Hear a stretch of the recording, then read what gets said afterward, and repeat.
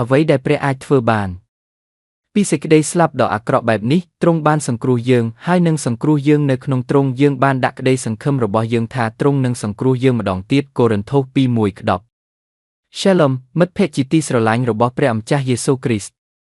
ជីវិតគឺជាការសាកល្បងពីមួយពេលទៅមួយពេលយើងដឹងថាក្នុងជីវិតនេះជីវិតគឺជាការសាកល្បងបើយើងយល់ហើយនោះយើងមិនបាច់ឆ្ងល់ទេថានឹងមានការប្រឡងពិបាកឬងាយដូចការយើងនៅរៀនប្រកាសជាមានការប្រឡងឈ្មោះឬអ្វីក៏ហៅថាប្រឡងដែរនឹងមានពេលប្រឡងឬមិនឆ្លងនៅគ្រប់សាលាទាំងអស់គឺចង់ឲ្យសិស្សទាំងអស់បញ្ចប់ការសិក្សាមានតែអ្នកស្លាប់មិនដែលប្រឡងហើយមិនដែលប្រឡងជាប់រាល់ការប្រឡងយើងយល់ថាមានទ្រឹស្ដីអនុវត្តរួចប្រឡងក្នុងជីវិតខាងវិញ្ញាណយើងត្រូវការព្រះចេស្តានៃព្រះវិញ្ញាណបរិសុទ្ធជាព្រះចេស្តានៃព្រះម្ចាស់យេស៊ូវគ្រីស្ទនៅពេលដែលហាក់ដូចជាគ្មានសង្ឃឹមយើងអាចឆ្លើយតបដោយពោលបន្ទុករបស់យើងធ្ងន់ណាស់រហូតយើងអស់សង្ឃឹមសូម្បីតែជីវិតខ្លួនឯងកូរិនថូសទី 2:8 ពលនិយាយថាយើងមិនគួរទុកចិត្តលើខ្លួនឯងទេគឺមានតែលើព្រះដែលប្រោសមនុស្សស្លាប់ប៉ុណ្ណោះកូរិនថូសទី 2:9 ខ្ញុំសូមអញ្ជើញលោក Christian Suharto ពីគ្រួសារ Badaravaja Walinuzara ដើម្បីច្រៀងសរសើរដូចខាងក្រោមព្រះបង្កើតជំហានរបស់មនុស្សជីវិតដែលគប់ព្រះហឫទ័យនឹងទ្រង់ប្រសិនបើគាត់ដួលគាត់នឹងមិនដេកទេត្បិតព្រះកាន់ដៃទ្រង់នៅពេលដែលវាធ្លាក់មិនមែនតតែដេកត្បិតព្រះកាន់ដៃទ្រង់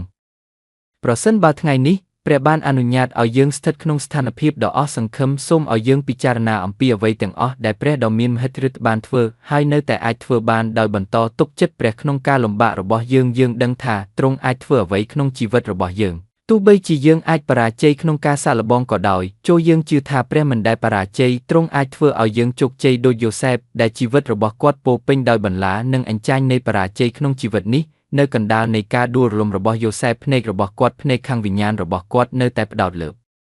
ព្រះដ៏អស្ចារ្យនិងអស្ចារ្យជាការពិតណាស់យើងដឹងពីចុងបញ្ចប់នៃជីវិតរបស់យូសែបពីការធ្វើជាខ្ញុំបម្រើរហូតដល់ក្លាយជានាយករដ្ឋមន្ត្រីនៃប្រទេសអេស៊ីបយើងក៏ធ្វើតាមជំនឿដែលយើងរៀនតាមរយៈការលំបាកមនុស្សជាច្រើនអះអាងថាមានព្រះជឿលើព្រះប៉ុន្តែពួកគេមិនដឹងថាព្រះអាចធ្វើអ្វីបានទេតើយើងជាអ្នកដើរតាមព្រះគ្រីស្ទដូចនោះឬអាមែនការបំផុសគំនិតនាពេលបច្ចុប្បន្ននេះព្រះគឺជាសម្ព័ន្ធមិត្តតែមួយគត់ដែលយើងអាចពឹងផ្អែកបានជានិច្ច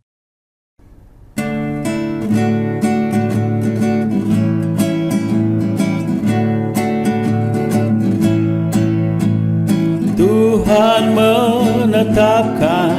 langkah-langkah orang yang hidupnya berkenan kepadanya. Apabila ia jatuh tak sampai tergeletak, sebab Tuhan menopang tangannya.